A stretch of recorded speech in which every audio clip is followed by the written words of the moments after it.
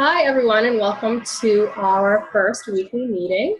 I'm Stacy. I'm your coach and the coach host of the room that we've been working in. So if we don't know each other, this is me, and I'm really glad to have so many people. I'm really excited, actually, to have 32 participants so far, and we certainly can keep on growing as we'd like. So I just wanted to start out by sharing a little bit about just some things that I've been seeing on the board, some questions people have been asking. And one of the big questions that I noticed is people are asking about water intake. So that's something that a few people have commented on. And just to start out, the importance of water during weight loss and anytime hydration is really important. The vast majority of our bodies are made of water. I think our brains are about 90% water.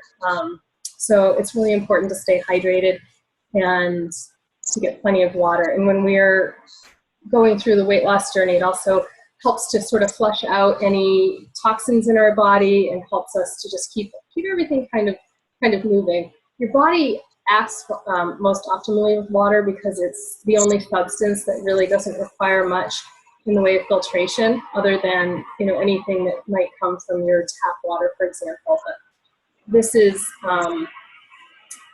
this is something that's just important to healthy kidney function and liver function, and all of your organs actually benefit from water. There's a great visual. I'll see if I can find it and post it on our wall about every part of your body that benefits from water consumption.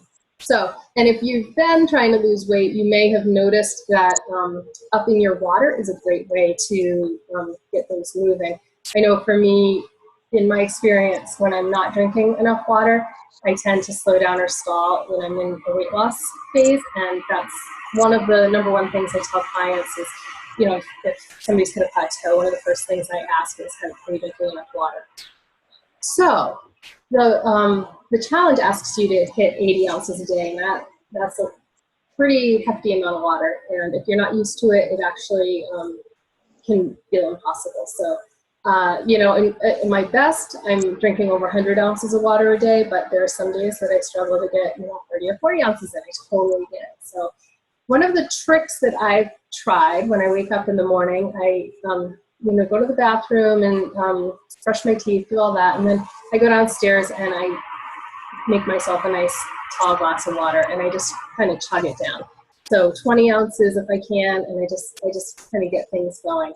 And then I move on from there, and if you're on the 5 and 1, and I'll talk about this if you're not sure what the 5 and 1 is, that's fine, but basically eating 6 small meals a day. And when I'm eating 6 small meals a day, I try to drink between 16 and 20 ounces of water with each meal. And that certainly does the trick to get all the water in that you need. I do caution people, water is really important, but so is sleep. So I caution people, if you are struggling to get your water in, try to have a cutoff point. So have a goal set, and I think 4 or 5 is a good time to sort of wind down the water drinking if you're going to bed between like 8 and 10. So that's something that you definitely want to pay attention to is the timing, because you don't want it to be waking you up in the middle of the night. And that might happen, if it happens, you'll probably correct it the next day. So the only other thing I wanted to say about water is, having a drink of water, even a small amount of water, when you're hungry, is something that can help you really start to differentiate between hunger and thirst. Our bodies are really smart. They tell us, our bodies are wired to tell us what we need. That's what cravings are all about. And in the modern diet, we've certainly gotten away from listening to our bodies really well. And part of that is, the standard American diet invites us to indulge often and in a big way. So that sort of makes our barometer not quite work as well as it used to. Apologies for that.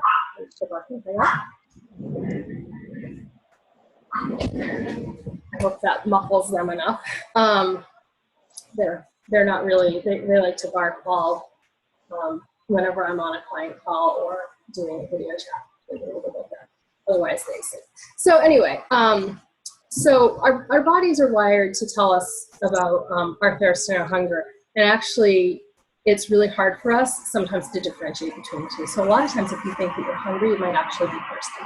So folks who've been talking about, oh, I'm getting really hungry during the day, try drinking your water when you feel that hunger coming on, and see if that doesn't sort of satiate it a little bit. And then the really cool thing about that is you'll have the opportunity to kind of start differentiating between hunger and thirst. That was one thing. And one other thing I just wanted to bring up was, you know, in the same vein, our bodies are, we've been around for thousands and thousands of years. Our bodies are a machine in some ways designed to keep us alive and keeping us functioning well. That said, our cravings and desires are really sort of, they live in our reptilian brain, or the reptile brain. I'm not sure if you've heard of that, the amygdala is the scientific term. But that part of the brain is the place that regulates things like our cravings and our desires and our responses. So our bodies have not evolved as quickly to our environment. So we have food aplenty now, for the most part. We are living in a world where if we want something to eat, it's pretty easy to get something to eat. And our bodies haven't quite caught up with that message. So when we restrict food from our bodies do the really smart thing, which is to hang on to fat. Because if we are if we're in a colder climate, we need the fat, or anything. Just fat is a way that having a lot of fat will keep you alive longer, and that's what your body is wired to do, to protect you, to preserve you. So so when we go into a place where we're eating too few calories for an extended time, our bodies might shut down. If you're on the 5-in-1, or if you're trying a lower calorie diet right now, your body's gonna, you really have to find that balance. What's the amount of food that you can eat to sustain yourself and to have all the nutrients you need without dipping into, that starvation mode, without sending those messages to your body that say, hey, we really need to hang on to this fat now. We need to hang on to it because there's a risk that it's going to go away. So I know that there was a question on the board about that, and I can say more about that. It's really fascinating. But the other piece of that is, if you're somebody who feels like, man, I can't control my eating. I'm eating so much. This is crazy. That's been my entire life. Part of that is because we were designed thousands of years ago, when we were hunters and gatherers and food may be scarce. We were designed to sit down and eat the whole thing. Right? Our bodies, our mind is telling us, gee, we want to have enough, we want to have enough. Well, in this age of plenty, that has sort of backfired, and our bodies are doing the exact right thing, but they just haven't caught up with our environment yet. So those were just two things I thought would be interesting to talk about. And I just want to open it up if anybody wants to share any successes they're having or challenges they're having this week. If you want to unmute yourself and just share, you can be on video or not, that's fine.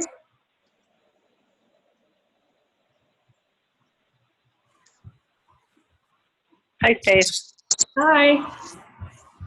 I know that voice. Hi, Mom. I tried to get online and I couldn't. I mean, I wanted to set up Zoom for me, but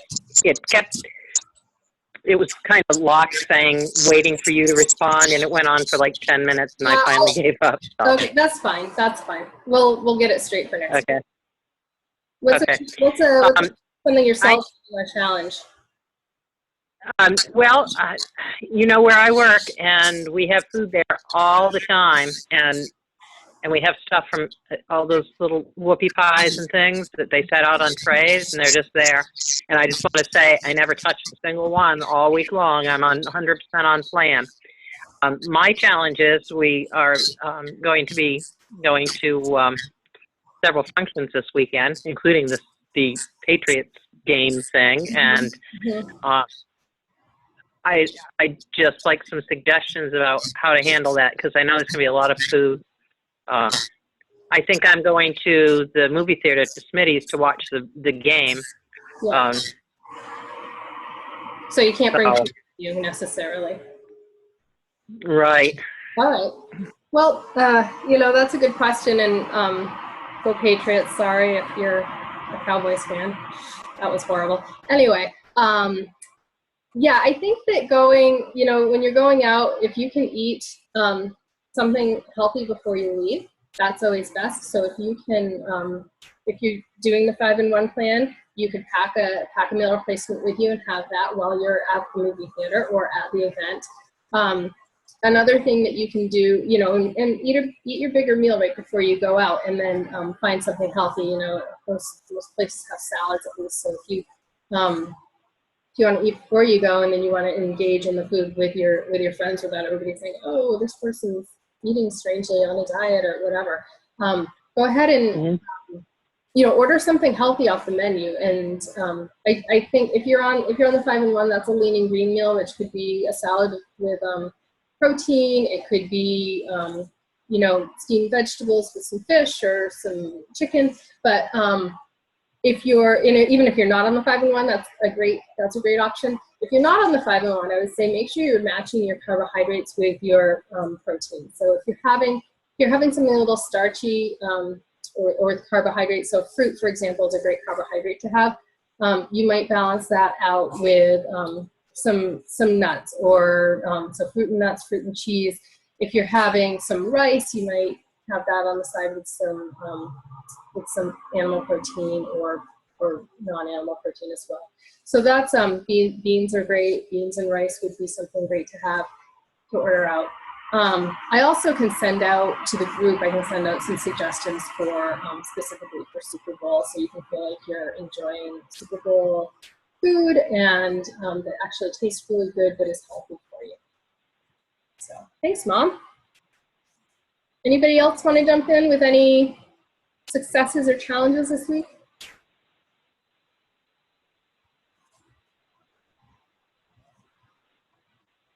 Don't be shy.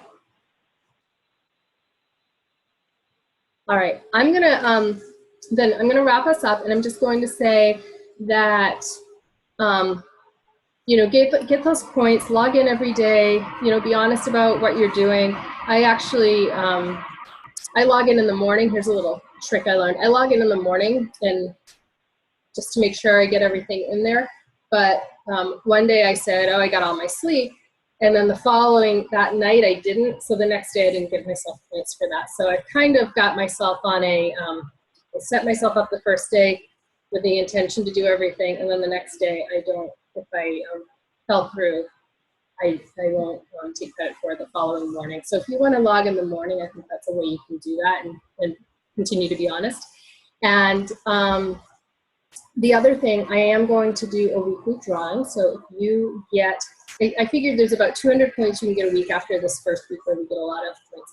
And then I'm going to put everybody's name, and if you get 150 points in on any given week, I am going to put your name in a drawing and try your name for a $25 gift card.